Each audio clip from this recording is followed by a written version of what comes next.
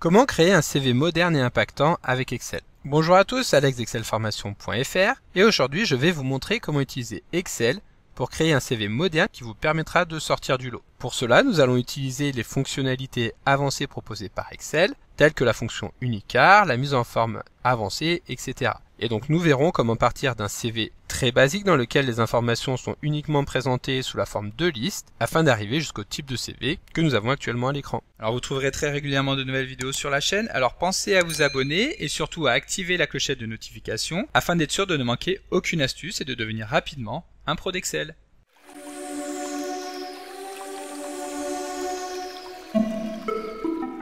Comme d'habitude, si vous voulez être sûr de bien comprendre tout ce que nous allons voir dans le cadre de cette vidéo, vous pouvez télécharger le support de ce tutoriel ainsi que son corrigé en suivant le lien disponible dans la description de la vidéo, ce qui vous permettra de réaliser les opérations en même temps que moi pour bien assimiler toutes les notions que nous allons voir dans cette vidéo. Alors pour ce tutoriel, nous allons partir d'un CV qui, comme vous pouvez le voir actuellement à l'écran, est volontairement très simple et surtout peu attrayant. Nous allons voir comment le mettre en forme afin d'en tirer un document moderne et visuellement impactant en utilisant bien entendu le tableur Excel. En effet, spontanément nous aurions tendance à nous orienter naturellement vers une application de type traitement de texte, comme par exemple Word, mais nous allons voir dans cette vidéo qu'un tableur aussi puissant qu'Excel peut également être un outil vraiment très adapté. Ce tutoriel sera donc l'occasion de revenir sur des notions que nous avons déjà eu l'occasion d'aborder lors de précédents tutoriels, et donc c'est parti. Donc ici, comme nous l'avons vu, nous avons le CV de départ, qui est donc une succession d'informations que nous avons, qui sont présentées les unes à la suite des autres, sans qu'il n'y ait un réel effort au niveau de la mise en forme qui ait été mis en place. Alors avant de pouvoir organiser notre CV, nous allons devoir commencer par imaginer le résultat final sur lequel nous allons vouloir arriver. Ici, nous allons souhaiter organiser le CV sous la forme de deux colonnes. Une colonne que nous aurons sur la partie gauche du CV, dans laquelle nous retrouverons les éléments de présentation personnelle, donc que nous retrouvons ici en haut du CV, et également en dessous, donc avec les compétences et les centres d'intérêt. Et enfin, nous aurons une colonne principale qui prendra donc les 3/4 de la page, qui sera située sur la partie droite du document, et dans laquelle nous viendrons présenter les formations et expériences donc, que nous retrouvons ici au niveau du CV. Pour cela, nous allons donc insérer deux nouvelles colonnes dans lesquelles nous viendrons faire glisser les éléments. Pour insérer une colonne, nous la sélectionnons et nous appuyons ensuite sur la touche CTRL et la touche plus. Pour insérer les deux colonnes, nous appuyons tout simplement 2 fois sur cette série de touches. Ensuite, nous allons pouvoir définir grossièrement les largeurs que nous allons vouloir donner à chacune de ces colonnes, sachant que nous pourrons ensuite les rajuster au besoin. Donc nous avons une colonne A qui prendra à peu près 1/4 de l'écran, et une colonne B qui prendra les 3/4 de l'écran, donc qui est à peu près 3 fois plus grande. Ensuite, nous allons commencer par placer la photo en haut à gauche du CV, l'idée étant que celle-ci occupe toute la largeur de la colonne A. Donc ici, nous venons la déplacer, nous la plaçons en haut à gauche et nous pouvons éventuellement la redimensionner. Mais évidemment, comme nous l'avons vu juste avant, nous pourrons venir ensuite modifier les différents aspects. Et maintenant, nous allons faire glisser donc les différents éléments du CV dans les colonnes A et les colonnes B. Donc ici, nous avons tout d'abord le nom de la personne que nous allons glisser ici en haut de la colonne B. Et juste en dessous, nous allons glisser également le poste recherché par la personne qui se trouve ici dans la cellule F9 et que nous allons glisser juste en dessous du nom. Ensuite, nous allons pouvoir insérer les informations de la première colonne.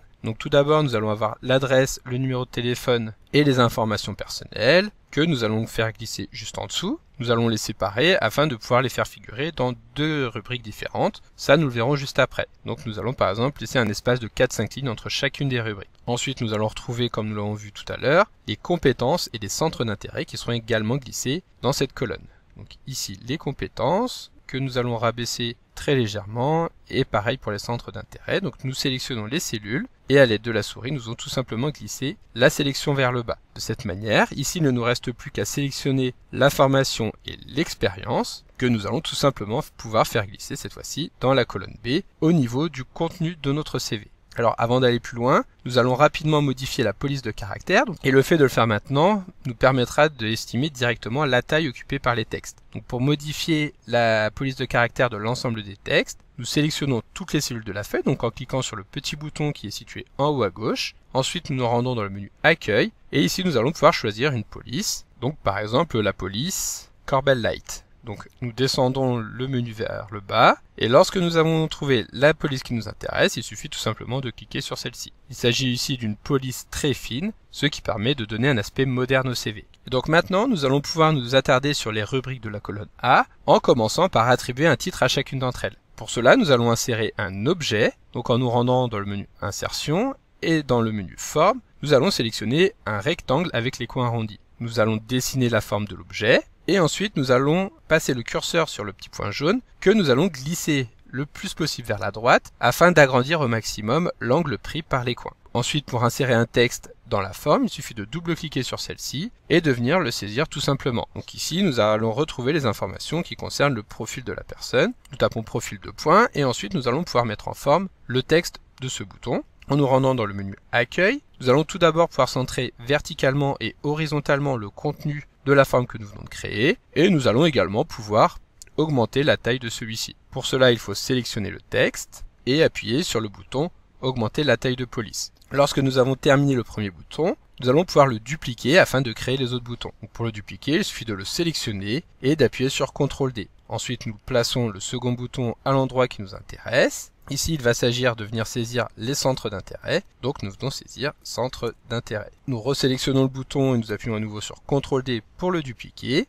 Ici, nous allons retrouver les compétences. Donc nous venons saisir le terme compétences. Et ensuite, nous allons supprimer la valeur de la cellule qui est située juste en dessous. Donc compétences. Nous venons sélectionner la cellule A24 et nous supprimons son contenu. Et pour terminer, donc nous allons faire de même pour le centre d'intérêt. Nous sélectionnons un bouton, nous appuyons sur CTRL D, nous venons le placer et ici il va s'agir d'appeler le bouton divers, étant donné que nous y retrouvons diverses informations. Donc ici, comme vous pouvez le voir, l'espace n'est pas toujours le même entre chacun des boutons. Nous reviendrons après corriger cet élément lorsque nous aurons défini exactement la taille occupée par chaque élément de notre CV. Mais ce que nous allons pouvoir faire maintenant, c'est appliquer un fond à chacune des rubriques du CV. Donc pour cela, nous sélectionnons les cellules et nous allons appliquer une couleur différente. Donc en commençant par exemple par appliquer un fond de couleur bleu foncé sur la rubrique profil. Donc et ici, étant donné que la lecture est rendue très difficile, nous allons également modifier la couleur des textes pour les passer en blanc. Nous allons nous attarder maintenant à la deuxième rubrique, sur laquelle nous allons appliquer toujours une couleur bleue, mais un petit peu moins prononcée. Et donc ainsi de suite, nous allons pouvoir faire ressortir un dégradé dans lequel nous retrouverons chacune de nos rubriques. Donc ici un bleu un petit peu plus clair. Et pour finir sur le divers, donc nous allons récupérer le bleu le plus clair qui est proposé par la palette.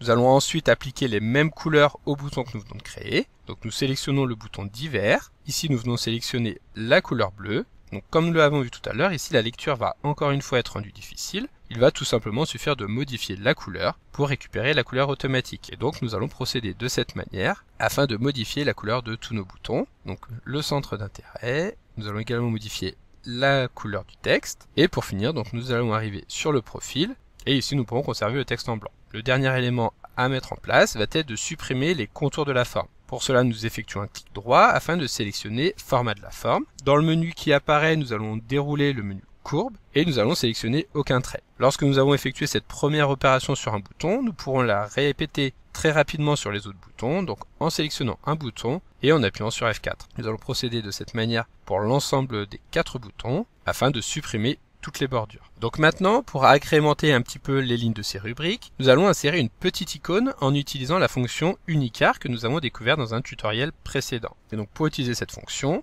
nous nous plaçons ici sur la première cellule que nous voulons personnaliser. Nous allons la transformer en tant que formule en utilisant le symbole égal et en la saisissant donc entre guillemets. Lorsque nous validons, Excel va nous retourner exactement la même chose, sauf que étant donné qu'il s'agit maintenant ici d'une formule, nous allons pouvoir tout simplement concaténer son résultat en appelant, comme nous l'avons vu juste avant, la fonction Unicar. Comme nous pouvons le voir ici, la fonction Unicar permet de renvoyer le caractère Unicode référencé par une valeur numérique donnée. Ici, la valeur numérique qui va nous intéresser pour récupérer l'adresse de la personne va être le 127 968. Donc 127 968. Nous fermons la parenthèse et nous concaténons le reste de la chaîne de caractères avec une esperluette. Nous pouvons également insérer un espace afin de laisser un petit espace entre l'icône et le texte. À ce moment-là, nous validons en appuyant sur Entrée, ce qui permet de récupérer une petite maison qui va donc informer que nous allons saisir une adresse. Bien entendu, si vous voulez en savoir plus sur la fonction Unicar et surtout sur les codes à utiliser pour récupérer un caractère donné, vous trouverez dans la description de la vidéo l'article consacré à cette fonction.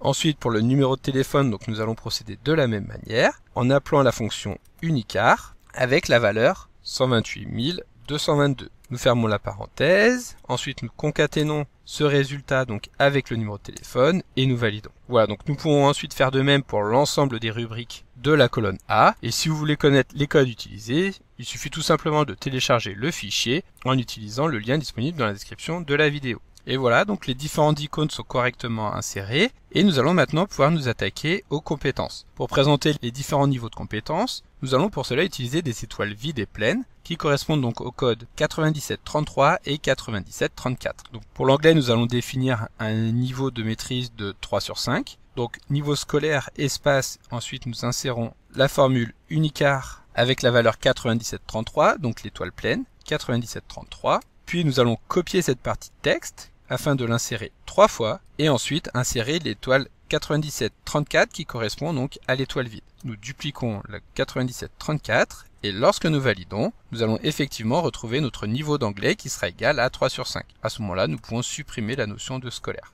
Et enfin, pour Excel, cette fois-ci, le niveau est de 5 sur 5. Donc Excel est égal, nous validons et nous avons bien nos différents niveaux qui sont mis en place. Avant de valider, nous allons maintenant aligner les contenus de la colonne A sur la droite de la cellule. Pour ça, nous sélectionnons l'ensemble des données, nous alignons sur la droite et nous insérons un retrait afin que les données ne soient pas collées directement avec la bordure. Et donc maintenant, nous en arrivons à la colonne de droite dans laquelle nous retrouvons les informations concernant la formation et l'expérience. Mais tout d'abord, nous allons personnaliser l'encart dans lequel se trouve le nom et le métier recherché. Donc ici, nous allons commencer par faire comme nous l'avons fait juste avant, c'est-à-dire appliquer un fond de couleur. Donc par exemple ici du bleu très foncé. Et évidemment, nous allons afficher le contenu du texte en blanc. Ensuite, nous allons centrer les informations et agrandir le texte afin que celui-ci soit clairement visible. Lorsque nous avons la bonne hauteur, nous allons pouvoir adapter automatiquement la hauteur des cellules en sélectionnant les cellules 2 et 3 et en double-cliquant à l'intersection de celles-ci. Nous pouvons voir à ce moment-là que les cellules vont logiquement être décalées vers le bas.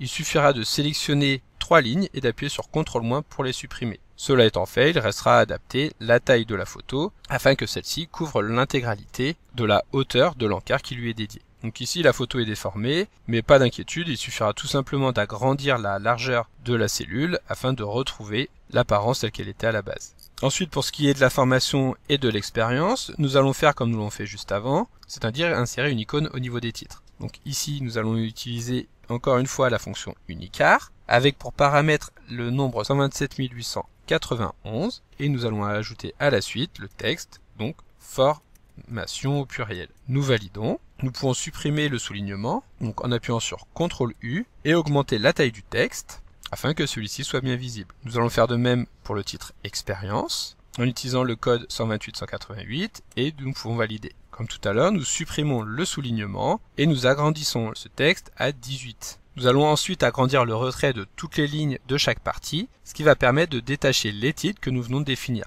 Donc pour cela, nous sélectionnons les différentes cellules et nous appuyons 3 fois sur l'icône augmenter le retrait afin de les décaler vers la droite. Donc formation, mais également les lignes qui correspondent à l'expérience. Nous les sélectionnons et nous appuyons 3 fois sur le bouton augmenter le retrait. Nous allons également pouvoir modifier une partie seulement d'une cellule. Donc ici, par exemple, imaginons que nous souhaitions modifier la couleur de l'établissement dans lequel le diplôme a été passé. Il suffit de sélectionner la cellule, puis de nous rendre dans la barre des formules, de sélectionner la partie du texte que nous voulons modifier. Ici, nous allons par exemple commencer par la placer en italique et modifier la couleur pour que celle-ci apparaisse par exemple en gris. Nous validons et comme vous pouvez le voir, Excel a automatiquement exécuté ce que nous lui avons demandé. Nous allons faire de même pour les 3 diplômes, donc en italique et également en gris. Ensuite pour le dernier, c'est pareil, en italique et en gris. Nous allons pouvoir faire de même en dessous. Donc nous commençons par sélectionner les éléments qui sont situés en dessous du titre de l'expérience. Comme ça, nous pouvons augmenter le retrait. Nous allons faire de même donc pour les différentes missions qui ont été confiées, que nous allons également passer en gris et en italique. Une fois que nous avons mis en place une première partie, nous pouvons la sélectionner, double-cliquer sur le pinceau, ce qui permettra ensuite de pouvoir la reproduire très facilement. Il suffit pour cela de cliquer sur la première des cellules afin de dupliquer automatiquement le formatage que nous avons copié. Et donc pour finir, avant de nous quitter, nous allons insérer un élément visuel sur chacun des postes occupés. Donc pour cela, nous allons encore une fois utiliser la fonction Unicart et nous allons utiliser le code 9899 qui permet d'insérer un rond.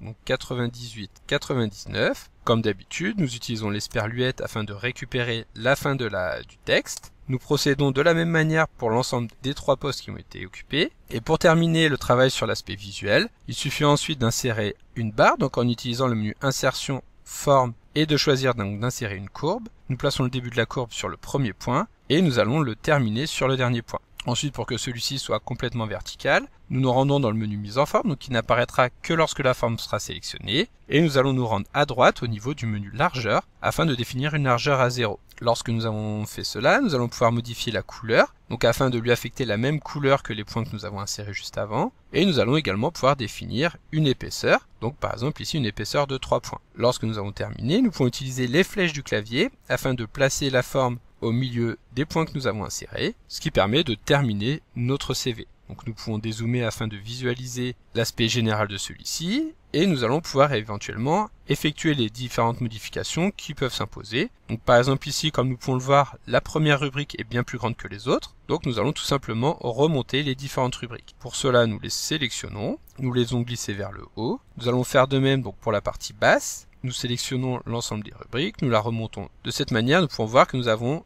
une cellule vide avant et une cellule vide après. Nous allons faire de même pour les différents éléments. Donc ici, il suffit de sélectionner les éléments que nous avons ici et de les rabaisser. Bien entendu, il faudra combler la cellule que nous avons ici en nous venant modifier tout simplement la couleur de fond, en faisant attention de prendre la même couleur. Ici, nous allons faire de même. Donc nous sélectionnons les 4 éléments et nous les rabaissons. Nous venons modifier la couleur de fond.